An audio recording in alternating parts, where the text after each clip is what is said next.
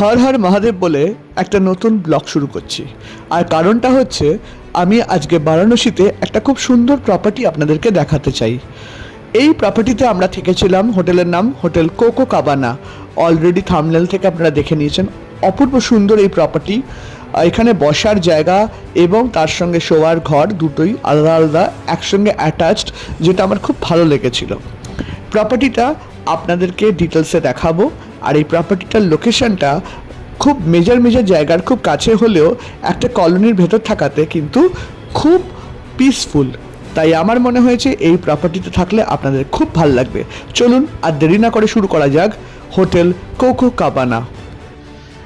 বেনারসে একটা ভীষণ সুন্দর এবং যদি একটু কি বলবো খালি জায়গা থাকতে ভালোবাসেন, একটা দারুণ প্রপার্টি আপনাদের দেখাচ্ছি। কোকো কাবানা আমরা যেখানে আছি, দারুণ হোটেল, একটু কস্টলি কিন্তু ভীষণ ভালো। আপনারা যদি চান এখানে এসে কিন্তু অবশ্যই 3-4 রাত্রির থেকে খুব আনন্দে কাটাতে পারেন। হোটেলে পৌঁছেই একটা ওয়েলকাম ড্রিঙ্ক পেয়ে গেছিলাম, এরকম সুন্দর নুন চিনি শরবতের সাথে। আর রিসেপশনে চেক ইন করতে করতে আমাদেরকে করা হলো একটা দারুণ স্পেশাল ওয়েলকাম। তার আগে রিসেপশনের বসার ঘরটা দেখিয়ে দিই। বিশাল বড়, এয়ার কন্ডিশনড এবং খুব সুন্দর করে চারিদিকটা সাজানো। সত্যি কথা বলতে গেলে এখানে আসলে খানিকটা মন ভরে যাবে। আর দেখুন আমাদের ওয়েলকাম কেমনভাবে হলো। প্রত্যেককে রুদ্রাক্ষের মালা দেওয়া হয়েছিল। আমরা যে ঘরটায় ছিলাম, আগে ঘরের একটা রুম ট্যুর আপনাদেরকে করিয়ে দিই। প্রথমে দরজা খুলেই এই এত বড় একটা বসার জায়গা, ভাবতে পারেন একটা স্মল কিচেনের টাইপের জায়গা আছে। আর তার সঙ্গে একটা বিশাল বড় সোফা আছে। সোফার সামনে একটা টেবিল, সামনে ব্যালকনি আছে। আর এই পুরো এক একটা ঘরে দুটো করে এসি, এই বসার ঘরের এসি আর শোয়ার ঘরের এসি। বেডরুমে যাওয়ার জন্য এরকম আলাদা করে একটা দরজা করা আছে। আর এই দরজা দিয়ে ঢোকার ঠিক আগে এরকম একটা দারুণ কিচেনের, একটা মিনি কিচেনের টাইপের জায়গা। এখানে আপনারা পেয়ে যাবেন হোটেলের মেনু কার্ড, একটা ওয়েলকাম কুকিজ দিয়েছে, তার সঙ্গে টি এবং টি মেকার, এবং আপনারা সবসময় এখানে পেয়ে যাবেন টি কফির বিভিন্ন ইনগ্রেডিয়েন্টস। জল দিয়েছিল দুটো মিনারেল ওয়াটার। আর এরকম একটা ওয়াশ বেসিন টাইপের আছে, এখানে কোনো কিছু আপনারা পরিষ্কার করার জন্য ইউজ করতে পারেন। আর এরপরেই হচ্ছে বিশাল বড় একটা বেডরুম, লাগোয়া বেডরুম, তাতেও কিন্তু একটা এয়ার কন্ডিশন আছে। আর ঘরটা কিন্তু বেশ পরিষ্কার পরিচ্ছন্ন এবং এয়ারি। ওনারা অনেক কটা টাওয়ালস দিয়েছেন এবং এখানে একটা এরকম ক্যাবিনেট আছে, এয়ার কন্ডিশন। ক্যাবিনেটের ভেতরে আপনারা পেয়ে যাবেন ব্ল্যাঙ্কেটস এবং সেফটি লকার। এটা কিন্তু আমার খুব ভালো লেগেছে, কারণ সব রকমের জায়গাতে কিন্তু ওনারা কনসেন্ট্রেট করেছেন। মধুমন্তী খুব এক্সাইটেড ছিল। ঘরটা খুব সুন্দর করে সাজানো। এখানে একটা ড্রেসিং টেবিল আপনারা পেয়ে যাবেন, দু সাইডে দুটো সাইড টেবিল আছে এবং সব মিলিয়ে কিন্তু বেশ জমজমাট পরিবেশ। আর এই ঘরের সঙ্গে লাগোয়া কিন্তু একটা ব্যালকনি আছে। ওয়াশরুমটাও বেশ বড়। এখানে একটা বড় টেবিল টাইপ অফ জায়গা আছে, যেটা আপনারা ইউজ করতে পারেন। চলুন এবারে ওয়াশরুমটা একবার আপনাদেরকে দেখিয়ে দিই। ওয়াশরুমটা কিন্তু বেশ বড়। শুরুতে ঢুকেই একটা বিরাট বড় আয়না এবং ওয়াশ বেসিন এবং সব রকমের ওনারা কিটস দিয়ে দিয়েছিলেন, শ্যাম্পু, কন্ডিশনার, সাবান, এভরিথিং।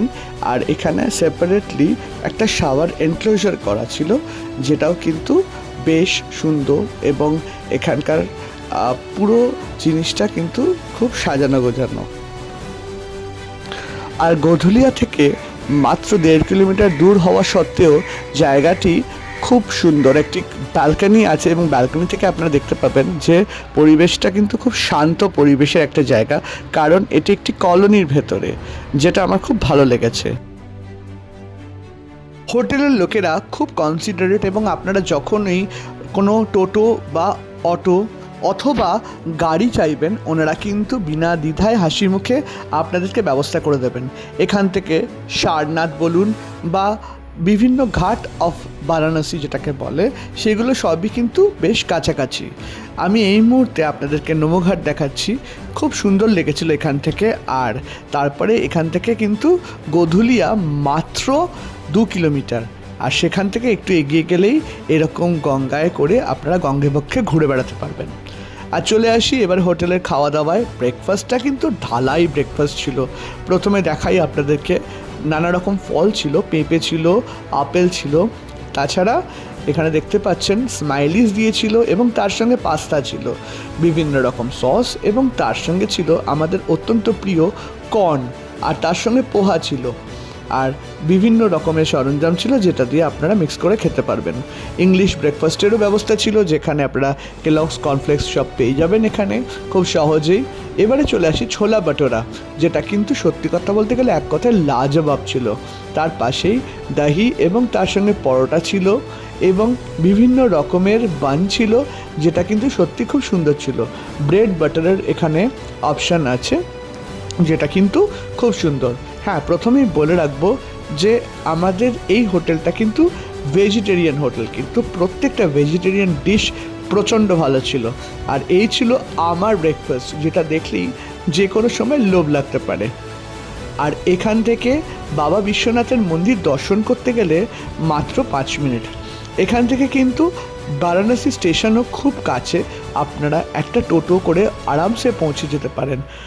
তাছাড়া একটা গাড়ি নিয়ে একটা গোটা দিন সাইট সিইংয়ে আপনারা ঘুরে বেড়াতে পারেন, যার মধ্যে অবশ্যই কিন্তু রামনগরের ফোর্টটা দেখতে ভুলবেন না। এক কথায় অসাধারণ লেগেছিল এই রামনগরের ফোর্ট, যেখান থেকে গঙ্গার ভিউ দেখে মন জুড়িয়ে গেছিলো। এবার চলে আসবো হোটেলের ডিনারে। আমরা চাইনিজ নিয়েছিলাম টেস্টটা বোঝার জন্য, আর সত্যি কথা বলতে গেলে দারুণ ছিল। হট অ্যান্ড সাওয়ার স্যুপ ছিল, আমরা মাঞ্চুরিয়ান এবং হট অ্যান্ড সাওয়ার মিক্সড করে খেয়েছি, আর তার সঙ্গে ছিল চাউমিন, ফ্রাইড রাইসের অপশান, এবং তার সঙ্গে আমরা নিয়েছিলাম, আমাদের খুব ভালো লেগেছিল এখানে ভেজিটেবল মাঞ্চুরিয়ান আর তার সঙ্গে মাশরুম মাঞ্চুরিয়ান। আর দেখুন, গোধুলিয়া কিন্তু মাত্র 1.5 কিলোমিটার দূরে। শীতকাল হওয়ার জন্য খুব ভালো আমরা গোধুলিয়া এনজয় করেছিলাম হোটেল থেকে। এখান থেকে কিন্তু দিনা চাট ভান্ডারও খুব কাছে, আর লাজবাব চাট কিন্তু আপনারা টেস্ট করতে পারবেন। তো এই ছিল আমাদের হোটেল কোকো কাবানা। আপনাদের কেমন লাগলো হোটেল কোকো কাবানা অবশ্যই জানাবেন।